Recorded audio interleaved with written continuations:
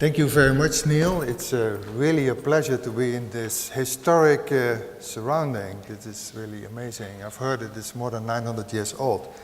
So I guess there is some Aspergillus up there in the corner. And maybe if you sample it, maybe we find some resistance too. Let me see.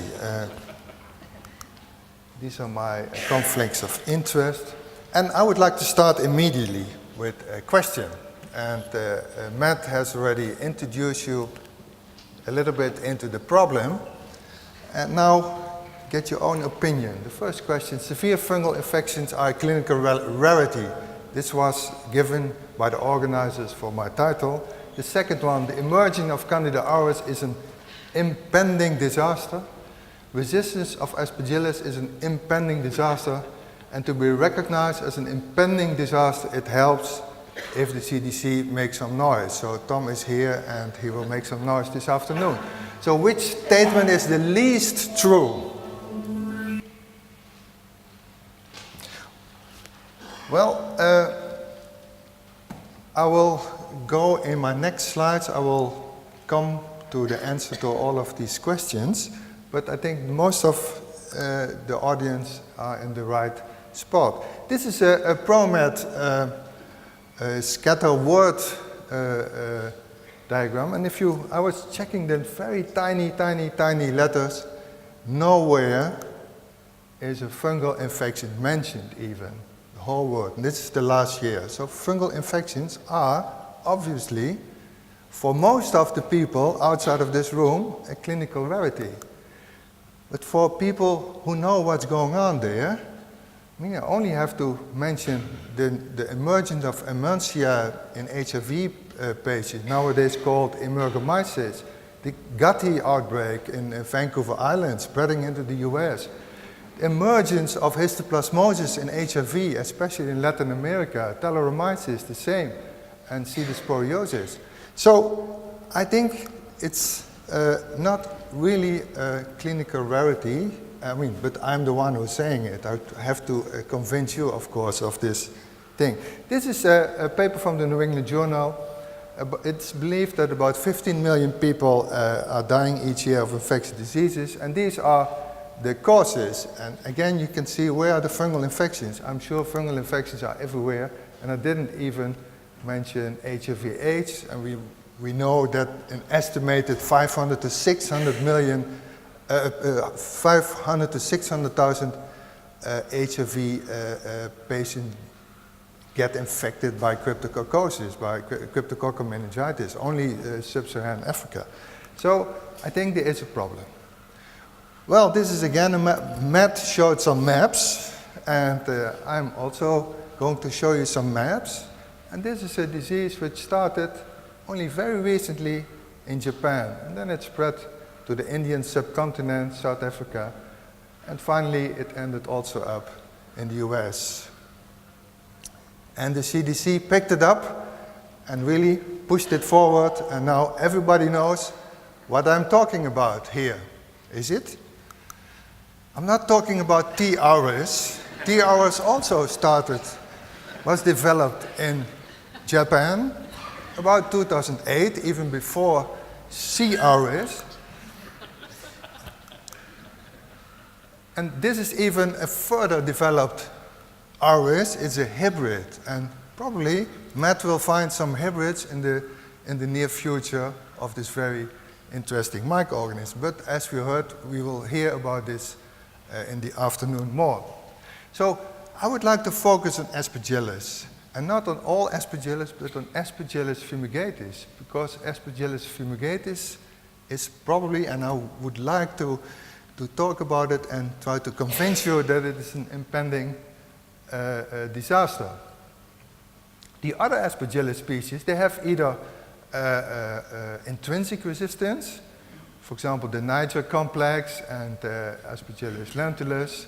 There is also some azole resistant with flavus and terris, but these I think are still clinical rarities. But this is what I would like to talk about. And with this, I have my last question slide, and this is the question. Which statement is not an alternative fact? So if you don't know what an alternative fact is, it's a fact that doesn't exist, which is invented. So not means which statement is true. You can read it also like this.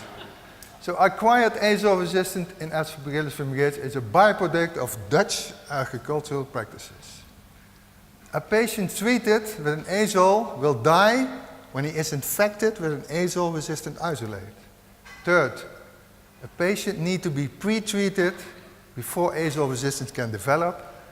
And fourth, fluconazole-resistant Aspergillus was first present in America and only later found in the Netherlands. Yeah, in the past, when I was studying medicine, we had all these multiple choice questions. And if you had no idea about the good question, you always took the longest answer. And that was most of the time right.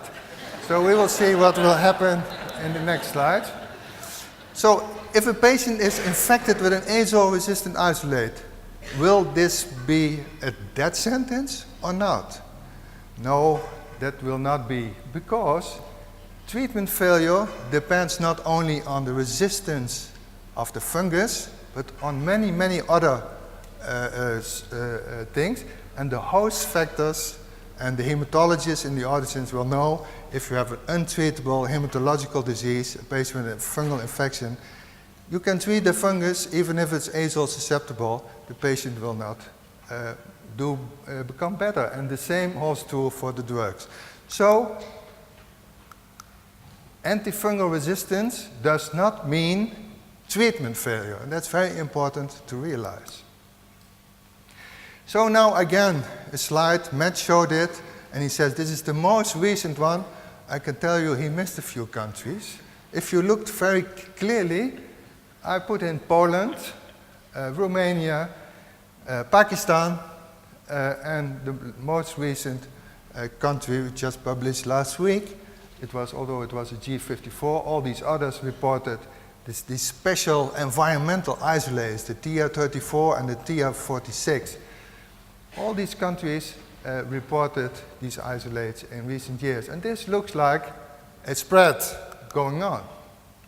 So back to the beginning, because the Netherlands have been mentioned a few times. This is a paper of about 10 years ago, and at that time some similar studies were done. What Matt also described has been going on here in the UK.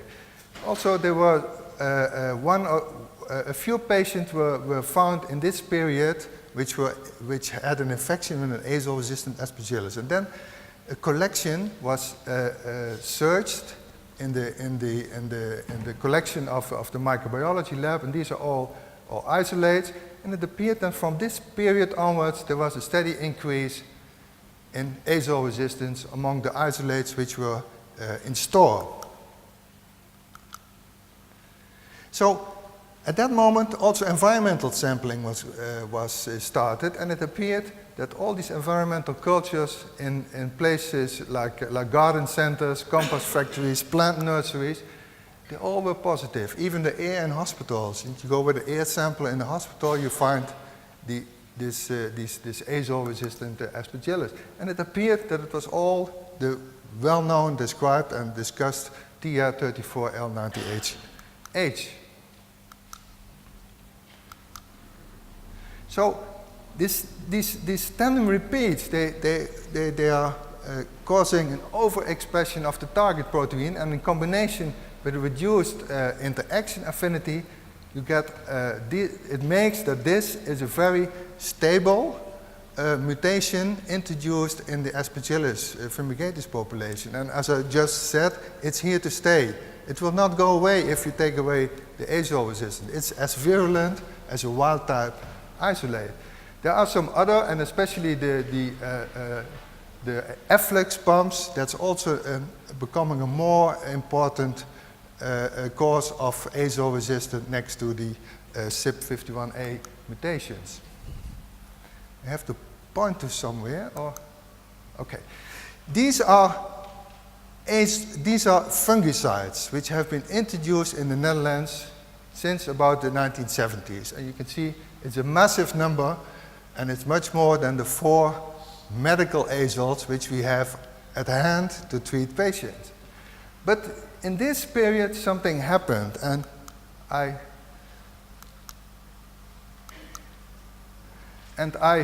highlighted these.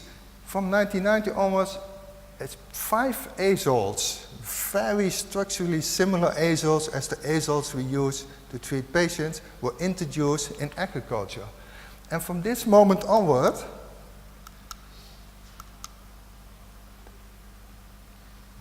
there was also the first isolates with this typical environmental isolation. So this suggests that there is some way a relation. You introduce some very highly mutation-inducing azoles in agriculture, and a few years later you find these isolates in patients. They're still used. I'm not sure if you can read it, but these are grapefruits imported from Spain, and they are treated with 2 azoles and another fungicide. So 3 fungicides are spread on the wax of the grapefruit. You can imagine that it will induce this resistance. And if you look, these typical important azoles, agricultural azoles, which were introduced in the beginning of the 90s, they have exactly the same target as the human clinical azoles. So Paul Verwey showed that there is really a lot of evidence that it's a side effect of environmental fungicide use. Fungicides are used everywhere. In the hotel room where you stayed last night, fungicides are used to protect the inside of the hotel room. It's also spread on crops, but it's not spread to kill Aspergillus fumigatus. It's spread to kill other plant diseases like Fusarium and all the others which Matthew showed in his talk. And Aspergillus fumigatus is just an innocent bystander who is there doing only some cleaning work. It's just a cleaner who's trying to get rid of some organic debris, and then it gets stressed by these fungicides and then develops resistance. So how is it used? This is a world map of worldwide antifungal use and the reporting of TR34. You can see there is a clear relation. Western Europe, the highest user of antifungals, followed by Asia Pacific, with the third one, Latin America. And there is a paper which will come out soon in Scientific Reports, where 2 investigators found high concentrations of these typical azole fungicides, difluconazole, tebuconazole, which are really high inducers of azole resistance in the environment, in fields where they also found this resistance mechanism. So what is the clue here? There are 2 ways how a patient can be infected. First, you inhale the spores which are there and they are susceptible, and the patient gets some host defense defect, and aspergillosis can develop. Then you start to treat, and during this treatment, and especially when there are some cavities, post-tuberculosis, if there are lung cavities, then it's possible to induce during lung treatment azole resistance. And this azole resistant mechanism are only point mutations in the CYP51A. The second one is the environmental route, which I just was talking about. There are already resistant spores in the air which we breathe.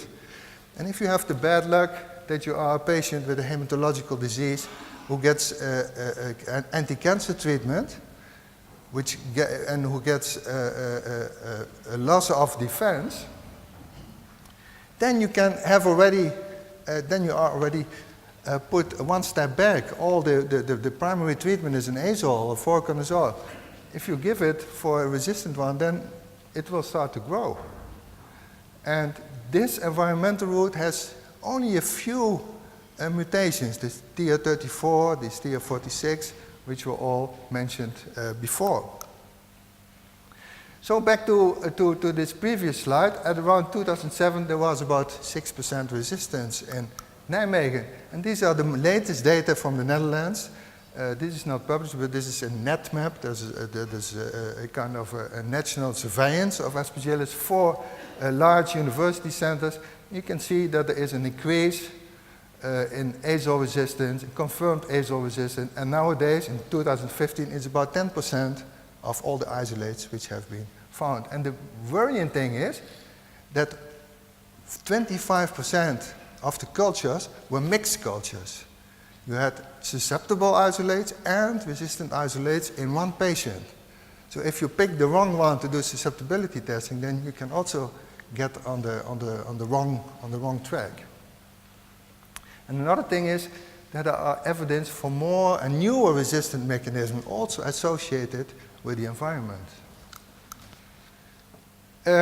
This is one center in the Netherlands, Utrecht. They didn't participate in this surveillance, but they looked at the hematology and ICU patients. And from 105 patients at risk of invasive aspergillosis, Aspergillus was cultured and tested, and it appeared that 16% was resistant, and there was a complete difference between hematology and ICU. So there is a difference also in departments within a hospital. Is this an impending disaster with these high percentages of resistance? 1 out of every 4 patients is possibly colonized and infected with an azole-resistant one.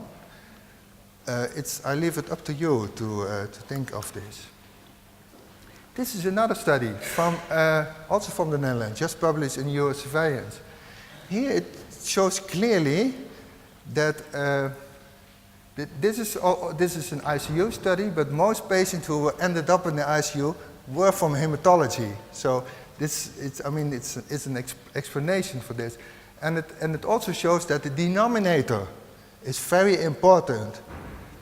If you look only at the positive cultures, and you know a patient with invasive aspergillosis is very, very difficult to get a positive culture or even to make the diagnosis, or beyond galactomannan or CT or clinical investigation.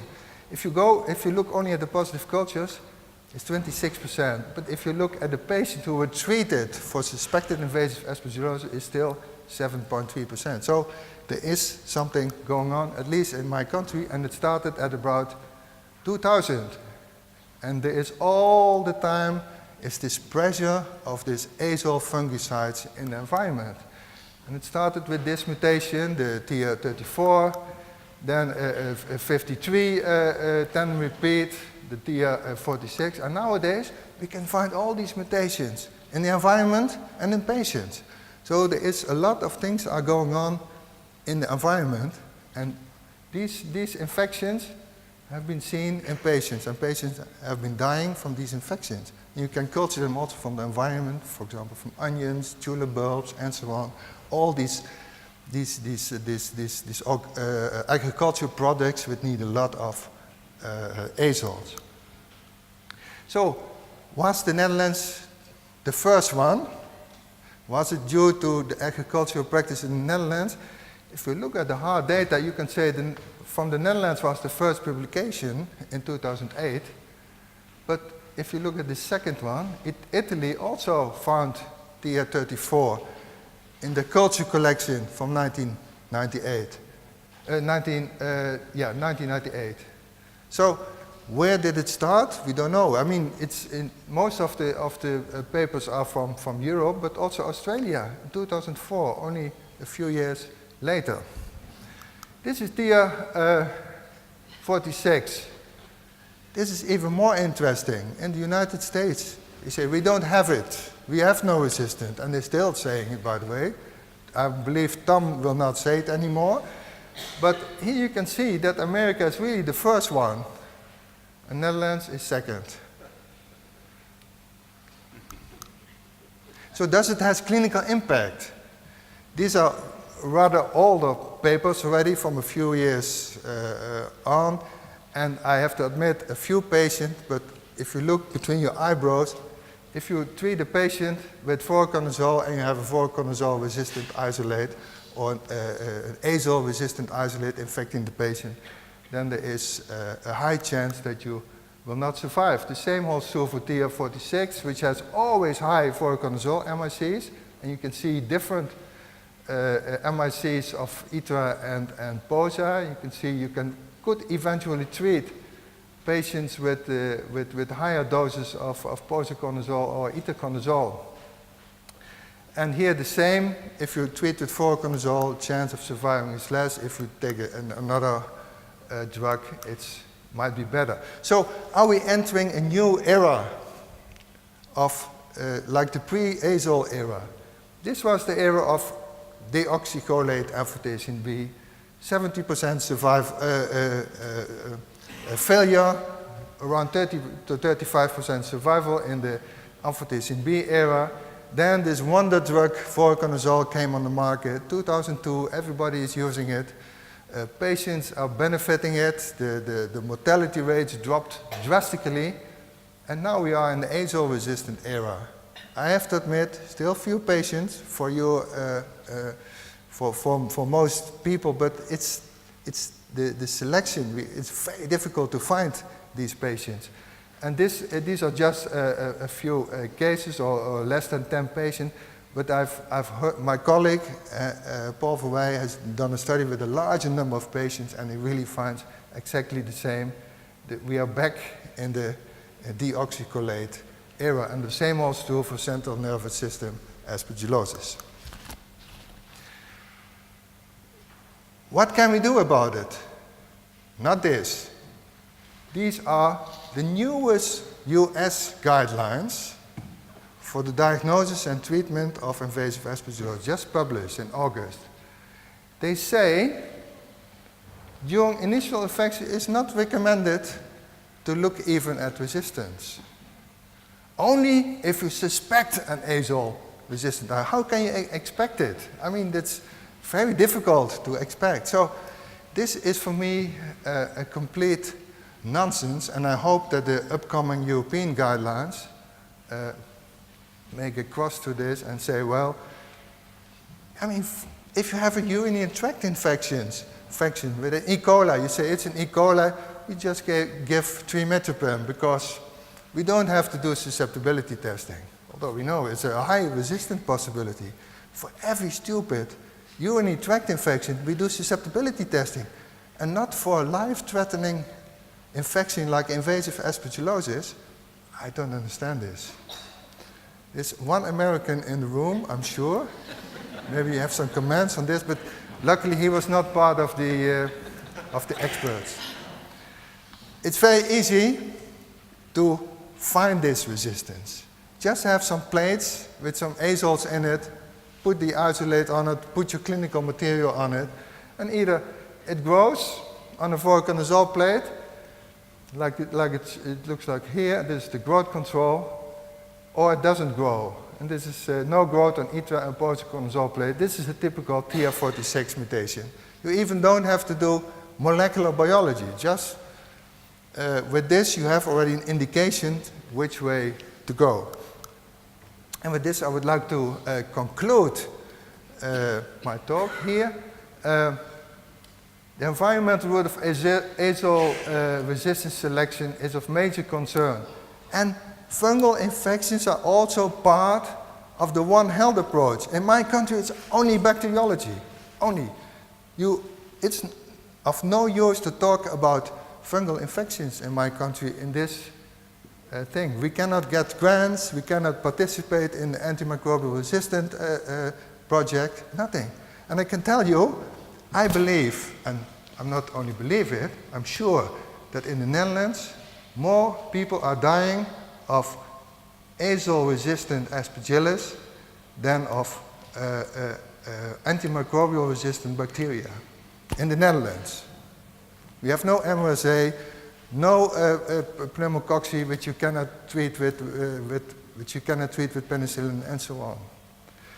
So this is something maybe Herman will give some opinion about this, because I regard him, of course, as somebody from the Netherlands. He's from Flanders, but This is something which is not went through, and the CDC is doing it much better.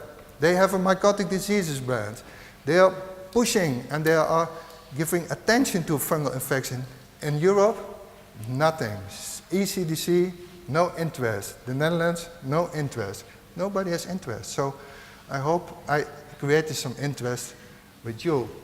With this, I would like to thank you very much for your attention. Thank you.